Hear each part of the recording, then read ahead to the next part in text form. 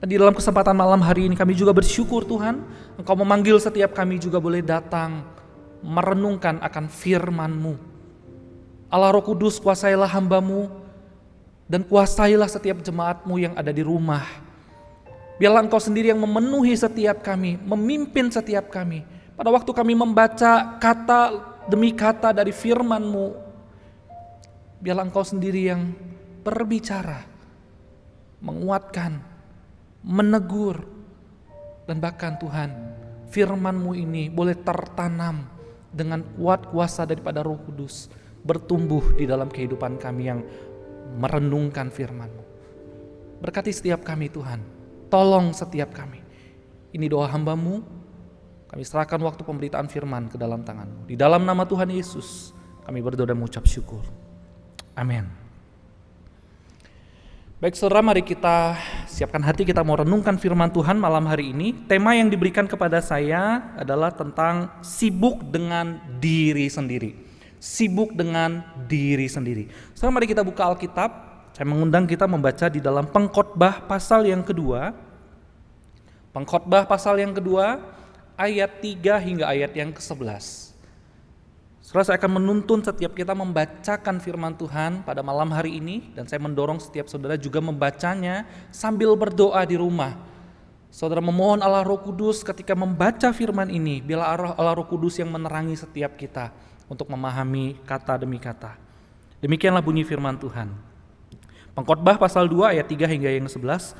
Aku menyelidiki diriku dengan menyegarkan tubuhku dengan anggur, sedang akal budiku tetap memimpin dengan hikmat, dan dengan memperoleh kebebalan, sampai aku mengetahui apa yang baik bagi anak-anak manusia untuk dilakukan di bawah langit selama hidup mereka yang pendek itu. Aku melakukan pekerjaan-pekerjaan besar, mendirikan bagiku rumah-rumah, menanami bagiku kebun-kebun anggur. Aku mengusahakan bagiku kebun-kebun dan taman-taman, dan menanaminya dengan rupa-rupa pohon buah-buahan. Aku menggali bagiku kolam-kolam, mengairi dari situ tanaman pohon-pohon muda. Aku membeli budak-budak dari laki-laki dan perempuan, dan ada budak-budak yang lahir di rumahku. Aku mempunyai juga banyak sapi dan kambing, domba melebihi siapapun yang pernah hidup di Yerusalem sebelum aku. Aku mengumpulkan bagiku juga perak dan emas, harta benda raja-raja dan daerah-daerah. Aku mencari bagiku biduan-biduan dan biduanita-biduanita, dan yang menyenangkan anak-anak manusia, yakni banyak gundik.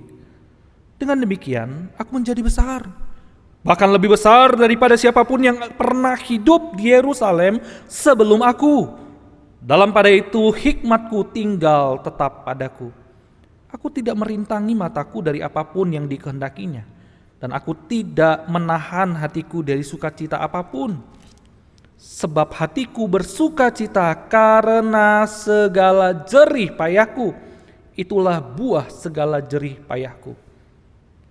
Ketika aku meneliti segala pekerjaan yang telah dilakukan tanganku, dan segala usaha yang telah kulakukan untuk itu dengan jerih payah, lihatlah, segala sesuatu adalah kesia-siaan dan usaha menjaring angin. Memang tak ada keuntungan di bawah matahari.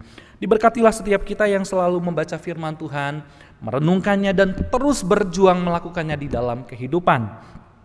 Saudara, izinkan saya malam hari ini memulai perenungan kita malam hari ini dengan sebuah cerita fiktif, saudara. Saudara, Pak Bedu adalah seorang petani yang hidup di sebuah desa kecil, saudara. Dan ia dikenal sebagai orang yang baik, rajin bekerja, bahkan dia suka menolong orang lain. Tetapi di gereja dia bukan seorang yang aktif, dia tidak melayani, dia bukan orang yang aktif di gereja. Bahkan kegiatan-kegiatan pelayanan di gereja dia jarang ikuti, saudara. Nah, saudara, hal inilah yang membuat gembala di gereja itu agak sedikit kecewa sebetulnya sama Pak Bedu ini. Saudara, gembalanya agak kecewa dengan dia. Apalagi setelah gembalanya itu mendengar bahwa Pak Bedu ini ternyata satu hari doa cuma 2 kali. Doanya kapan? Pertama, doa pada waktu dia mau berangkat kerja. Yang kedua, doa kapan? Pada waktu dia mau tidur. Sama kayak kita ya, doa makan, doa tidur, doa berangkat kerja. Begitu ya? Kurang lebih lah, begitu kan ya? Nah saudara, karena si pendeta agak kecewa sedikit dengan Pak Bedu ini, satu kali Pak Pendeta ini datang ke hadapan Tuhan, dia berdoa, saudara. Saudara, ketika sang pendeta itu bicara dengan Tuhan tentang kehidupan Bedu, dia katakan seperti ini, saudara. Tuhan, aduh ini satu bapak ini loh, payah banget Pak Bedu ini. Bayangkan Tuhan, Engkau begitu bermurah hati kepada dia, namun dia hanya mengingat Engkau itu 2 kali dalam sehari. Engkau sudah berkati dia sepanjang hari, tapi dia cuma datang kepada Engkau 2 kali dalam sehari. Berdoa waktu mau kerja, berdoa waktu mau tidur, itu doang Tuhan. Itulah doa si pendeta kepada Pak Bedu. Selalu Tuhan kemudian menjawab. Tuhan menjawab Pak Pendeta ini, dia berkata begini. Anakku, hambaku, dia bilang begitu ya. Aku mau kamu memintamu melakukan sesuatu. Aku mau memintamu melakukan sesuatu, kata Tuhan kepada si hamba Tuhan ini, saudara. Besok pagi-pagi benar, kamu bangun, ambil 1 mangkok, lalu mangkok itu kamu isi dengan susu penuh. Lalu setelah terisi susu dengan penuh, lakukan ini. Kamu berjalan sepanjang hari mengelilingi desa itu. Kamu keliling sepanjang desa, kamu keliling aja. Tapi jangan sampai setetes pun dari susu itu jatuh. Jangan sampai susu itu setetes pun tertumpah. Pokoknya kamu harus lakukan itu sepanjang hari. Setelah keesokan harinya, si pendeta ini melakukan apa yang diperintahkan oleh Tuhan itu, saudara. Besok bangun pagi, dia ambil 1 gelas, 1 mangkok lumayan besar, saudara. Dia isi susu, lalu kemudian berjalan keliling. Betul, dia lakukan dengan konsentrasi penuh, saudara. Dia kerjakan semua itu dengan baik, saudara. Sampai malam hari tidak ada setetes pun susu yang tertumpah. Wow, hebat sekali, saudara. Lalu kemudian malam hari si pendeta itu datang kepada Tuhan. Setelah pada waktu dia datang kepada Tuhan, lalu kemudian Tuhan bertanya kepada si pendeta ini. Hambaku, ketika engkau melakukan tugas itu, pekerjaan itu, berapa kali sepanjang hari engkau mengingat aku? Berapa kali sepanjang hari engkau mengingat aku? Kata Tuhan kepada si hamba Tuhan itu. Saudara tahu jawaban dari hamba Tuhan ini apa, saudara? Si hamba Tuhan ini menjawab, tidak sekalipun Tuhan. Ampunilah hambamu ini. Tidak sekalipun aku mengingat engkau. Lalu kemudian Tuhan bertanya, mengapa tidak sekalipun engkau mengingat aku sepanjang hari ini? Kenapa? Si hamba Tuhan ini menjawab, karena aku terlalu berkonsentrasi pada pekerjaan yang engkau perintahkan. Karena aku terlalu terfokus dengan setiap pekerjaan yang engkau berikan. Karena aku terlalu fokus dengan susu itu agar dia tidak tumpah.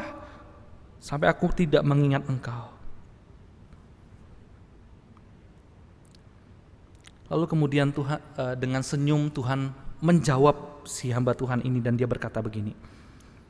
Itulah yang terjadi jika orang terlalu sibuk memikirkan diri sendiri atau terlalu asik dalam pekerjaannya.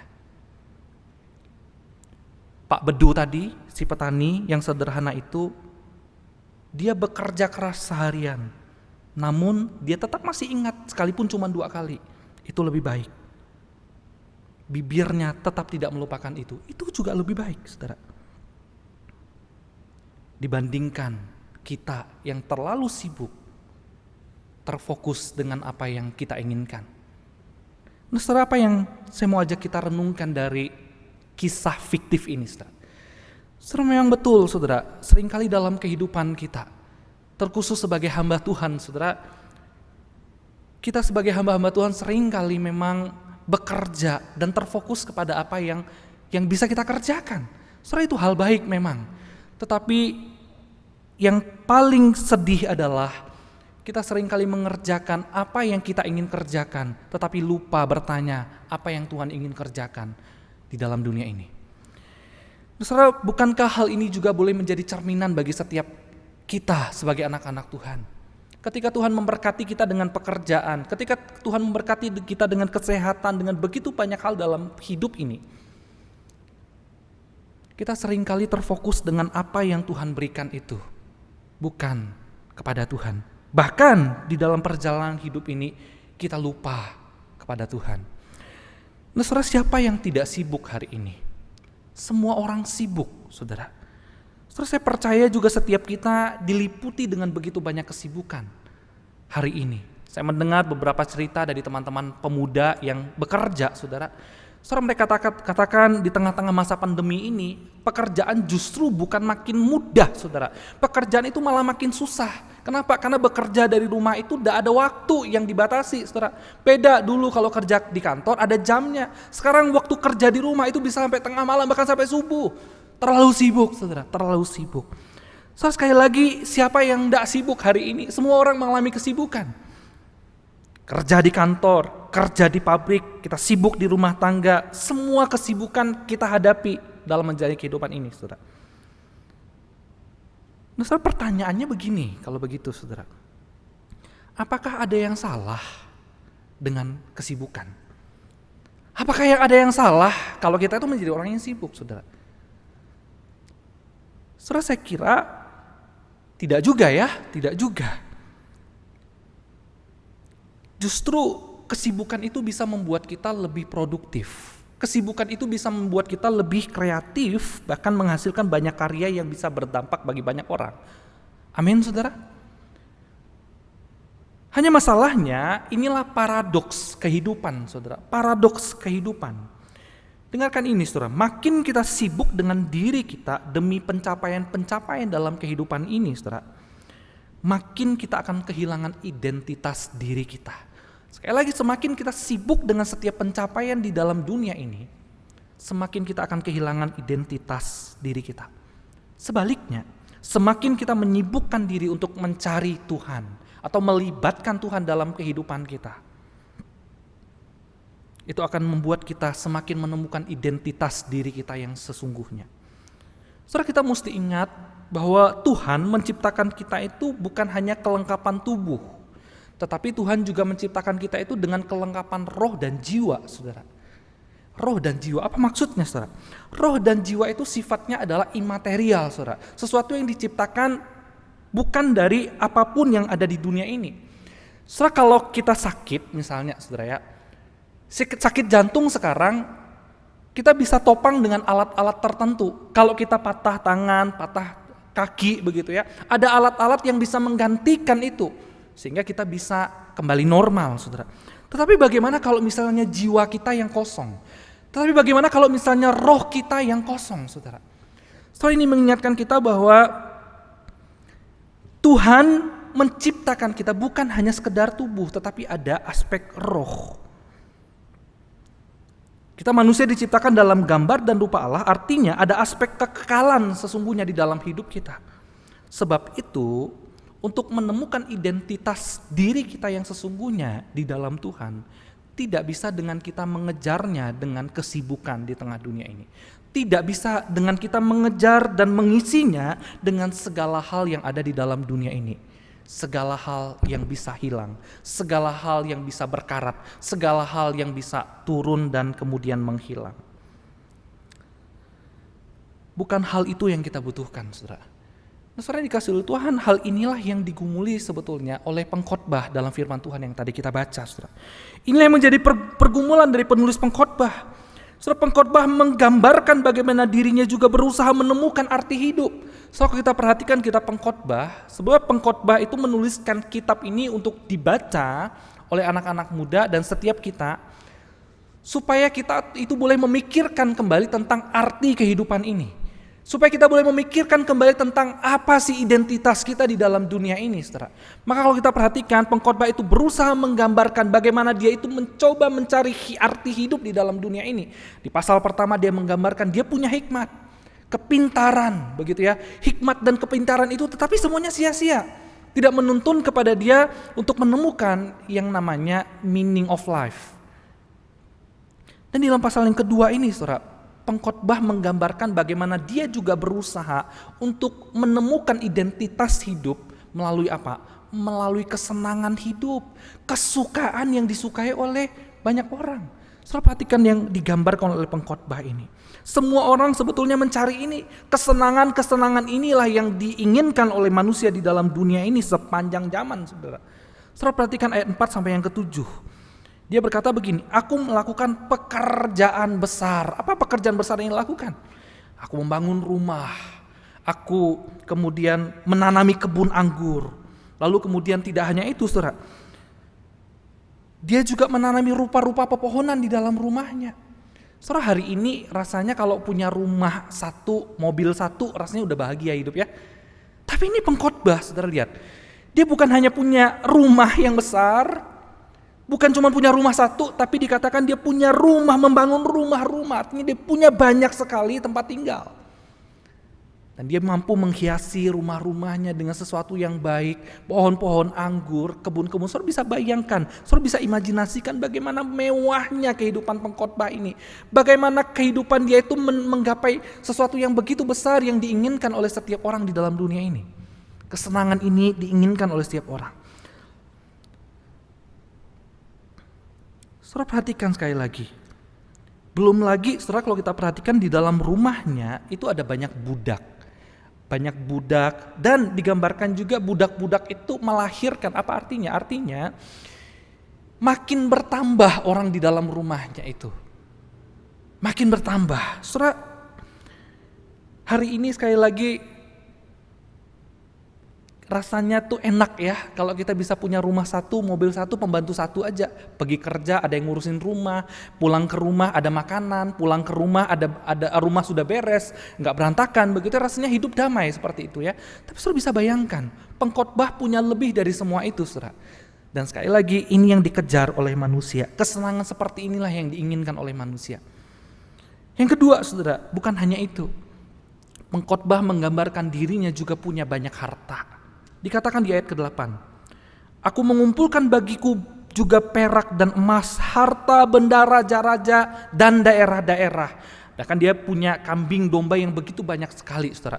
Dan bahkan dia menggambarkan bagaimana dirinya itu kaya, lebih hebat daripada orang-orang sebelum-sebelumnya. Bahkan tidak ada orang yang lebih hebat daripada dia di masa itu, saudara. Artinya apa, saudara? Artinya saudara, pengkhotbah ini sedang menggambarkan harta yang dikejar oleh setiap orang. Segala sesuatu yang menyenangkan orang di dalam dunia ini, yang diinginkan oleh setiap orang di dalam dunia ini, dia sudah pernah punya. Dan dia sudah punya pada masa itu, saudara. Dia berusaha menemukan itu. Banyak orang berusaha mengejar diri, mengejar harta, mengejar segala sesuatu yang membahagiakan melalui semuanya itu. Tetapi pada akhirnya membuat mereka kecewa. Lalu kemudian saudara yang ketiga, tentu saja setelah dia memiliki setiap harta dan rumah-rumah yang mewah itu, menjadikan dia menjadi seorang yang tenar. Maka dia gambarkan hidupnya itu adalah orang yang paling besar. Tidak ada yang lebih besar di Yerusalem dibandingkan dia. Itu artinya apa? Dia menggambarkan bagaimana dia punya nama yang begitu tenar dan besar. Tidak ada seorang pun yang seperti dia. Dan ketiga hal inilah, saudara, yang dikejar oleh manusia untuk menggapai kesenangan. Dan semua hal inilah yang dirasakan oleh manusia sepanjang zaman untuk membahagiakan kehidupan. Artinya semua hal yang dimiliki dan dilakukan, yang kita kejar dalam dunia ini, sudah dimiliki oleh si pengkhotbah ini, saudara. Tetapi yang menarik adalah kita perhatikan ayat yang ke-11, saudara. Dikatakan begini, ayat yang ke-11. Ketika aku meneliti segala pekerjaan yang telah dilakukan tanganku dan segala usaha yang telah kulakukan untuk itu, dengan jerih payah, lihatlah segala sesuatu adalah kesia-siaan. Saudara perhatikan, pengkhotbah sudah berjuang, sudah mengumpulkan, sudah melakukan semua hal kesenangan yang dikejar oleh dunia ini. Dia punya kesenangan itu, dia punya kebahagiaan itu. Di ayat yang ke-10 digambarkan memang dia bersukacita dengan hasil jerih lelah itu, memang dia bersenang-senang dengan semua itu. Bahkan ayat yang ketiga tadi kita digambarkan bagaimana dia berusaha menyenangkan hatinya dengan apa? Dengan minum anggur, saudara. Saudara, ini gambaran apa? Gambaran bahwa pengkhotbah sudah berjuang nih, mencari arti hidup lewat apa? Kesenangan duniawi. Kesenangan duniawi. Dia sudah berjuang, mau merasakan apakah memang benar di dalam kesenangan duniawi ini hidupnya itu bisa lebih kokoh, hidupnya itu bisa lebih damai, hidupnya itu bisa lebih baik. Tetapi pengkhotbah katakan di ayat yang ke-11 tadi, ternyata setelah saya meneliti semua itu, semuanya sia-sia. Bahkan digambarkan, tidak ada sesuatu pun yang menguntungkan di bawah matahari. Saudara, apa maksudnya di bawah matahari? Saudara, di bawah matahari ini adalah istilah yang dipakai oleh pengkhotbah ini di sepanjang kitab ini, dan kata sia-sia di sepanjang kitab ini untuk menggambarkan bahwa ketika kita hidup di dalam dunia ini dan kita berusaha bekerja di tengah-tengah dunia ini dan mengisi semua hal dengan kebutuhan-kebutuhan yang ada di dalam dunia ini, semuanya itu seperti uap, sia-sia. Kita tidak akan pernah dipenuhi. Semuanya itu kosong, semuanya itu nihil, tidak ada apa-apa. Semuanya itu sifatnya sementara. Mungkin kita bisa punya harta yang banyak, mungkin kita bisa punya nama yang tenar, mungkin kita bisa memiliki pencapaian-pencapaian yang luar biasa di dalam kehidupan ini. Tetapi pengkhotbah katakan, semuanya sia-sia. Semuanya sia-sia. Saudara, kalau begitu apa yang bisa kita pelajari dari pengkhotbah ini? Apa yang kita bisa pelajari? Saudara, sebetulnya di sini pengkhotbah mau mengingatkan kita tentang satu poin, saudara. Satu poin. Ketika dia mengejar setiap kesenangan yang ada di dalam dunia ini, ketika dia mengejar setiap identitas yang dikejar oleh dunia ini, semua orang mengejar harta, semua orang mengejar kenikmatan dunia, seks, pelarian-pelarian, kecanduan dan lain sebagainya. Pengkhotbah katakan semuanya sia-sia, kosong, nihil. Sebetulnya pengkhotbah mau mengingatkan kepada kita bahwa jangan pernah kita menjalani hidup kita di tengah-tengah dunia ini dengan meletakkan identitas diri kita pada sesuatu yang dangkal, pada sesuatu yang salah. Jangan pernah kita menjalani hidup ini dengan meletakkan identitas kita kepada sesuatu yang salah. Apa maksudnya, saudara? Mari kita perhatikan dengan teliti. Perhatikan kata aku yang terus diulang di dalam kitab ini. Dikatakan aku melakukan, aku mengusahakan, aku menggali, aku membeli, aku mengumpulkan dan seterusnya. Saudara lihat, tidak ada kata gagal di dalam kehidupan pengkhotbah ini. Tidak ada kata gagal. Ketika dia berkata aku dan terus aku, dia sedang mengumpulkan begitu banyak achievement tentang dirinya. Dia sedang mengumpulkan begitu banyak poin. Saudara, di sini pengkhotbah sedang menggambarkan tentang bagaimana semua poin yang sedang dikejar oleh manusia di dalam dunia ini. Orang mengumpulkan, orang mengusahakan, orang membeli, orang menggali, orang melakukan begitu banyak hal. Aku sudah punya semua itu. Ibarat seperti main game misalnya, saudara ya. Kalau kita main game, ketika kita menang di dalam satu level, kita dapat koin, lalu kemudian koin itu menentukan identitas kita, sehingga kita menjadi orang yang naik level, begitu loh. Saudara, dengan kata ini, sebetulnya pengkhotbah sedang mau menggambarkan bahwa dirinya itu sudah mengumpulkan semua. Dirinya itu sudah punya semua poin-poin yang sedang dikejar oleh dunia ini. Identitasnya semakin hari semakin tinggi, semakin like level, saudara. Saudara, kita berjuang melakukan, tapi gagal. Kita sering berjuang mengusahakan, tapi tidak pernah ada hasil. Kita sering berusaha menggali, tapi tidak ada apa-apa. Kita sering berusaha membeli dan terus mengumpulkan, tapi kok rasanya tidak pernah ada, tidak pernah terkumpul, dan kita merasa tetap kurang. Besar inilah yang diajarkan oleh pengkhotbah kepada setiap kita, agar kita tidak menempatkan identitas kita kepada sesuatu yang dangkal. Kita berusaha mengumpulkan harta, kita berusaha mengusahakan nama baik, kita selalu berusaha untuk mengejar kesenangan, kenikmatan duniawi dalam hidup ini. Dan itu sia-sia, saudara. So, tentu saja saya mau berkata begini, kekayaan, nama baik, relasi, dan segala sesuatu yang ada di dalam dunia ini tidak buruk, saudara. Tetapi marilah kita tidak menyandarkan identitas kita kepada sesuatu yang seperti itu, saudara. Kepada sesuatu yang seperti itu. Saudara, sekali lagi pengkhotbah di sini mau mengingatkan kita bahwa segala sesuatu yang kita kumpulkan di dalam dunia ini dan berasal dari dunia ini, itu semuanya sia-sia. Itu semuanya akan hilang, itu semuanya akan mengecewakan setiap kita. Jangan sampai kita meletakkan rasa aman dalam hidup kita kepada sesuatu yang bisa habis, kepada sesuatu yang bisa lenyap, kepada sesuatu yang sifatnya sementara, dan kepada sesuatu yang sifatnya tidak pasti. Dan itulah yang mengecewakan banyak orang sampai hari ini. Karena mereka meletakkan rasa aman kepada harta, karena mereka meletakkan rasa aman kepada prestasi, karena mereka meletakkan rasa aman kepada sesuatu yang bisa lenyap, kepada sesuatu yang tidak pasti. Saudara, saya mau kasih contoh. Ada seorang bernama Adolf Merkel. Saudara pernah dengar nama orang ini? Saudara, Adolf Merkel ini adalah orang Jerman dan dia dikenal sebagai orang terkaya nomor 4 di Jerman, saudara. Saudara, orang ini kaya sekali, saudara. Lalu kemudian di dunia, saudara, dia dicatat sebagai orang terkaya nomor 44 di dunia. So, dia punya beberapa pabrik obat yang besar sekali. Dan itu membuat dia menjadi semakin hari semakin kaya, saudara. Lalu kemudian dia juga punya beberapa saham yang besar terhadap pabrik semen misalnya salah satu, dan beberapa saham di tempat lain yang sangat besar dan menguntungkan dia, saudara. Dan salah satunya, saudara, dia punya saham yang sangat besar di salah satu pabrik mobil namanya VW, saudara, di tahun 2009. Saudara, dia taruh begitu besar saham di pabrik mobil itu. Tetapi saudara, yang saya ingin ceritakan di dalam kisah hidup Adolf Merkel di sini adalah ada satu kenyataan yang sulit dia terima pada tahun 2009, akhir tahun 2009, saudara. Saudara, dia galau sekali di akhir tahun 2009. Kenapa, saudara? Karena saham yang dia taruh di mobil VW itu, saudara, itu ternyata anjlok, terjun bebas.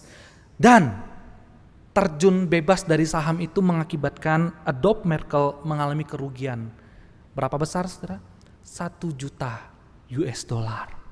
Saudara, ini angka yang sangat besar bagi kita, bukan? Angka yang sangat besar sekali. Bagaimana mungkin, saudara, kita bisa mengumpulkan harta sebanyak itu dalam waktu yang singkat? 1 juta US dollar yang sudah dia kumpulkan dari waktu ke waktu, yang sudah dia usahakan sedemikian rupa, lenyap seketika. 1 juta US dollar. Saudara, hatinya sedih, hatinya jengkel, dia kecewa, dia marah sekali. Dan apa yang dia lakukan, saudara, di tengah-tengah kekecewaannya dia berjalan dengan stres menuju ke rel kereta api. Begitu kereta lewat, dia terjun bebas juga dan mati dilindas kereta. Saudara, benar dia bunuh diri. Saudara, hatinya berduka sekali. Dan keluarga yang melihat kejadian ini juga berduka, saudara. Mereka berduka sekali. Dan setelah Adolf bunuh diri, saudara, Adolf Merkel bunuh diri, keluarga yang berduka itu kemudian mengumumkan bahwa kekayaan Adolf Merkel ternyata masih ada 9 juta US dollar. Padahal dia cuma kehilangan 10% dari hartanya, saudara. Dia cuma kehilangan 1 juta US dollar, tapi dia masih punya 9 juta US dollar. Belum lagi usaha-usaha di bidang yang lain itu masih terus menguntungkan, saudara. Kenapa ada orang bisa seperti itu, saudara? Kenapa ada orang bisa seperti itu? Begitu kecewanya. Saudara, bagi kita mungkin 1 juta US dollar itu angka yang besar. Tetapi kalau dibandingkan dengan kekayaan Adolf Merkel, dia punya 10 juta US dollar dalam tabungannya. Tapi dia cuma kehilangan 1 juta US dollar. Itu membuat dia menghabisi dirinya. Kenapa, saudara? Karena ia meletakkan rasa amannya kepada harta. Karena ia meletakkan rasa amannya kepada sesuatu yang bisa habis, kepada sesuatu yang bisa terjun bebas. Saudara, hari ini kita dihebohkan dengan berita bisnis cryptocurrency begitu ya. Yang konon katanya sedang terjun bebas dan begitu banyak orang kecewa hari ini. Begitu banyak orang yang sakit hati. Saudara, jangan-jangan di dalam kehidupan kita sebagai murid Tuhan, kita pun sering berlaku demikian. Jangan-jangan sebagai murid Tuhan, sebagai anak-anak Tuhan, kita pun seringkali berlaku demikian. Timothy Keller berkata begini, saudara. Kita sebagai orang Kristen bisa aja percaya dengan tulus bahwa Yesus sudah mati di atas kayu salib mengampuni dosa kita. Tetapi seringkali dalam kehidupan kita, pada waktu kita menjalani hari-hari, kita meletakkan makna hidup, kita meletakkan keamanan, rasa aman diri kita, bukan didasarkan kepada Kristus yang sudah mati di atas kayu salib. Tapi kita meletakkan rasa aman kita kepada apa? Karir kita, prestasi kita, harta kita, kesehatan kita, keuangan kita yang kita punya. Bukan pada kasih Kristus. Saya lanjutkan, saudara, dia katakan, identitas yang keliru seperti inilah yang menjelaskan mengapa masih banyak orang Kristen yang terus rasis, tamak materi, kecanduan kesenangan dan kecantikan, atau hidup dalam kecemasan dan cenderung kecanduan bekerja. Semua ini terjadi karena kita menempatkan identitas kita pada sesuatu yang dangkal, pada sesuatu yang salah. Saudara, marilah kita merenungkan hidup kita sebagai murid Tuhan hari ini. Pengkhotbah mengingatkan kita, semua kesenangan duniawi ini dia sudah pernah nikmati. Semua kesenangan duniawi ini dia sudah pernah punya, bahkan lebih daripada yang sekarang kita punya. Dan dia berkata itu semua sia-sia. Itu semua kosong. Itu semua tidak ada artinya. Saudara, kata sia-sia di sini, saudara, itu berasal dari kata Hebel. Saudara, Hebel ini kita ingat adalah Habel, saudara. Dari kata Habel. Habel itu hidupnya cuma sebentar, hidupnya cuma singkat. Saudara, sia-sia di sini bukan berarti artinya tidak ada apa-apa sama sekali. Yang dimaksudkan pengkhotbah di sini, sia-sia itu artinya adalah sesuatu yang sementara sifatnya, singkat. Apa yang dia kejar itu ternyata sementara. Apa yang dia kejar itu ternyata hanya bisa menyenangi tubuhnya saja, kesenangan duniawi saja. Tetapi tidak bisa memenuhi roh dan jiwanya. Tidak bisa, saudara. Oleh sebab itu mari kita belajar dari pesan yang disampaikan oleh pengkhotbah ini. Saudara, untung pengkhotbah menutup kitab pengkhotbah ini dengan mendorong setiap kita untuk hidup takut akan Tuhan, untuk datang mencari Tuhan, untuk datang bersandar kepada Tuhan. Saudara, kalau begitu, di manakah seharusnya kita meletakkan identitas diri kita sebagai murid Tuhan hari ini? So, mari kita meletakkan identitas hidup kita hari ini kepada Kristus yang sudah mati di atas kayu salib, yang sudah membayar setiap dosa-dosa kita dengan darahnya yang mahal.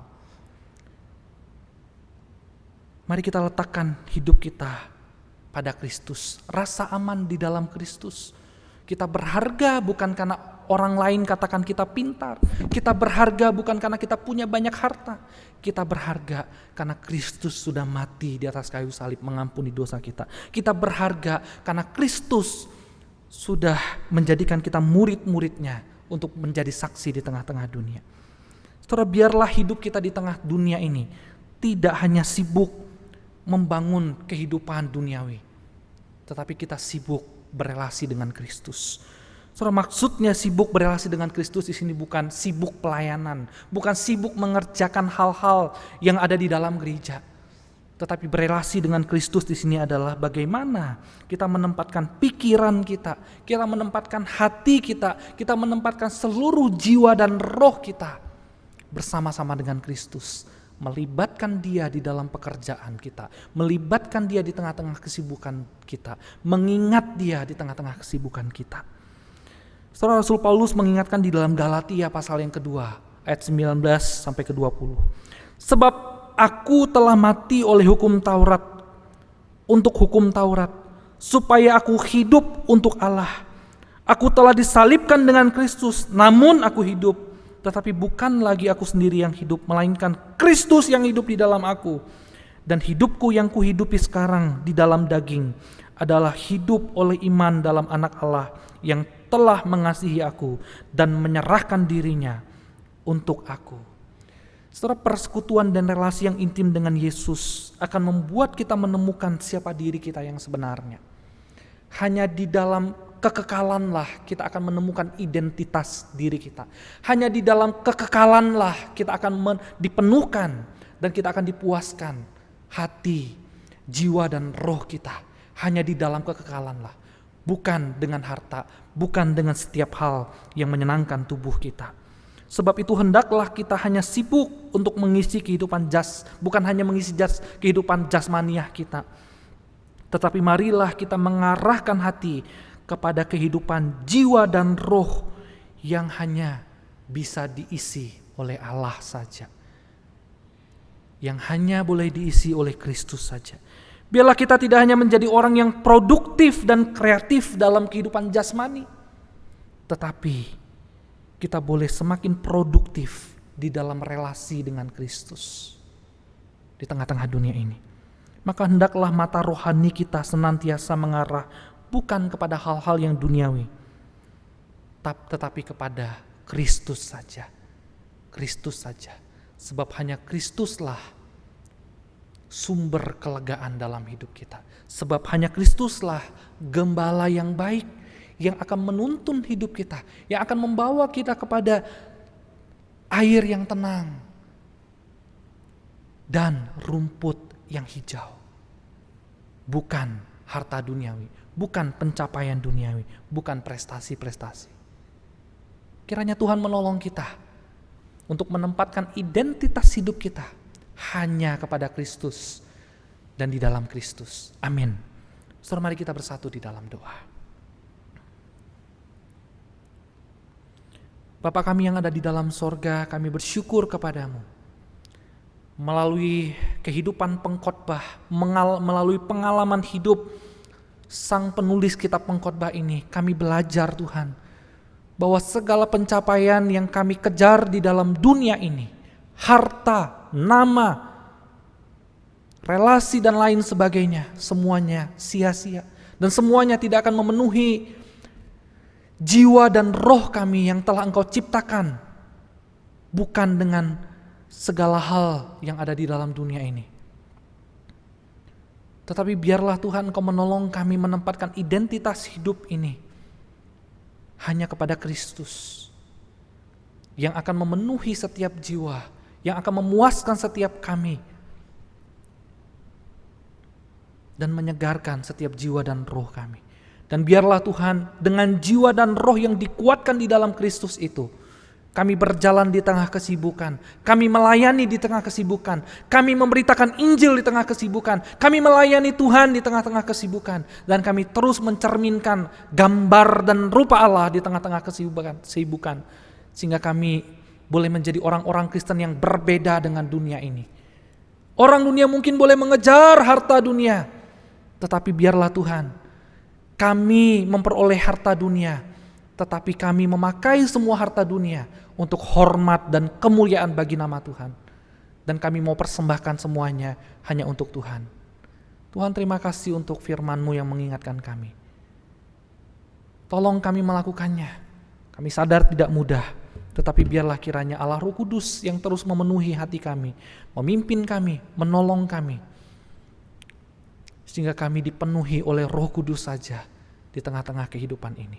Di dalam nama Tuhan Yesus kami berdoa dan mengucap syukur. Amin.